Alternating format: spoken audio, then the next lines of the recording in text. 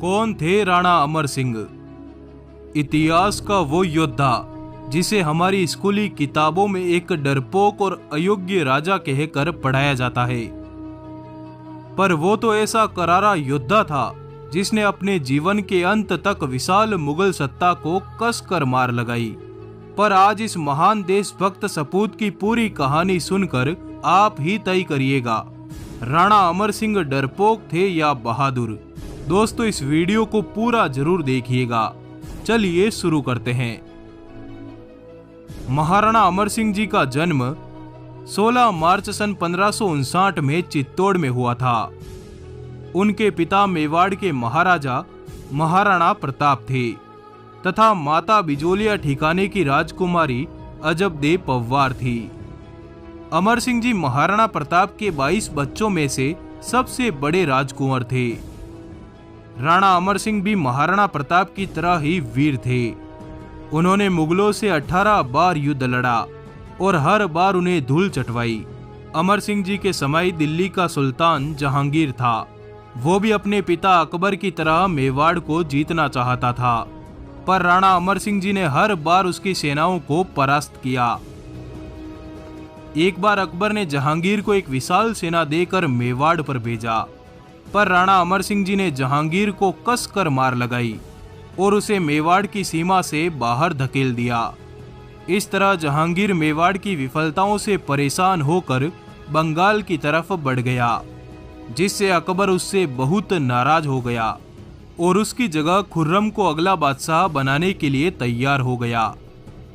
लेकिन जल्दी ही अकबर की मृत्यु के बाद जहांगीर बादशाह बनता है और वह मेवाड़ पर अपनी खींच निकालता है। मेवाड़ को फतेह करना अब जहांगीर की नाक का सवाल हो गया था। मेवाड़ न जीत पाने पर उसके पिता ने उसको खूब लताड़ा था और तो और अकबर बादशाह ने उसे रण के मैदान से भागने वाला डरपोक तक कह दिया था। प्रारंभ में हल्दी घाटी के युद्ध के बाद महाराणा प्रताप ने दिवेर के युद्ध में कुंवर अमर सिंह को मेवाड़ का सेनापति घोषित किया। इसी युद्ध में अकबर के चाचा सुल्तान खान का सामना कुंवर अमर सिंह से हुआ। कुंवर अमर सिंह ने अपने भाले से सुल्तान खान पर भीषण प्रहार किया। भाला इतने तेज वेग से मारा था कि उनका भाला सुल्तान खान को उसके घोड़े सहित चीरते हुए जमीन में धंस गया। सुल्तान खान मरने ही वाला था कि तभी महाराणा प्रताप वहां आ पहुंचे। महाराणा प्रताप ने तड़पते हुए सुल्तान खान के हालत को देखकर अमर सिंह से कहा कि यह भाला सुल्तान खान के सीने से निकालो। तब जाकर कुंवर अमर सिंह ने भाला निकाला। महाराणा प्रताप द्वारा दिवेर सहित 12 मुगल ठिकानों को जीतने में अमर सिंह जी ने ही वहां सबसे पहला हमला किया था और मेवाड़ में स्थित समस्त मुगल थानों को नष्ट कर दिया था। मेवाड़ को अपनी हुकूमत के अधीन करने की लालसा अकबर के मन में महाराणा प्रताप के स्वर्गवास के बाद भी बनी रही। इसी के तहत ईस्वी सन 1600 में उसने अपने सबसे बड़े शहजादे सलीम, जो बाद में जहांगीर के नाम से बादशाह बना, को एक बड़ी सेना के साथ मेवाड़ भेजा। उसने मेवाड़ में प्रवेश कर उंटाला सहित मेवाड़ के 5 ठिकानों पर मुगल थाने स्थापित कर दिए। इसी के जवाब में महाराणा अमर सिंह ने शाही थानों पर आक्रमण करने का निश्चित कर उंटाला दुर्ग पर चढ़ाई की।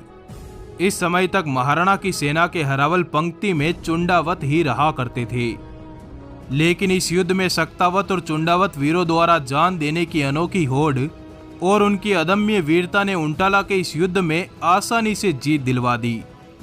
इसके आगे महाराणा अमर सिंह मांडल, बागोर जैसे मुगल थानों को लूटते हुए मालपुरा पहुंचे। कई थानों के अधिकारी थाने छोड़कर भाग गए। शहजादा भी निराश होकर मेवाड़ से बंगाल की ओर चल पड़ा। जहांगीर ने बादशाह बनने के बाद ईस्वी सन 1608 को महावत खान को एक बड़ी सेना के साथ मेवाड़ को फतेह करने के लिए भेजा, पर वह राणा अमर सिंह के साथ पहले ही युद्ध में बुरी तरह से पराजित हुआ और वह अपनी सेना सहित मेवाड़ की सीमा से पार चला गया। उसकी कोई दाल नहीं गलते देख जहांगीर ने महावत खान को वापस बुलवाकर उसकी जगह अब्दुल खान को मेवाड़ जीतने की कसम दिलवाकर मेवाड़ पर भेजा। विक्रमी संवत 1668 में रणकपुर की घाटी के पास दोनों सेनाओं का आमने सामने का मुकाबला हुआ और विजयश्री महाराणा अमर सिंह के हाथ आई। अब्दुल को भी सफल न होते देख जहांगीर ने अब्दुल को वापस बुलवाकर उसे 100 कोड़े मारने की सजा दी।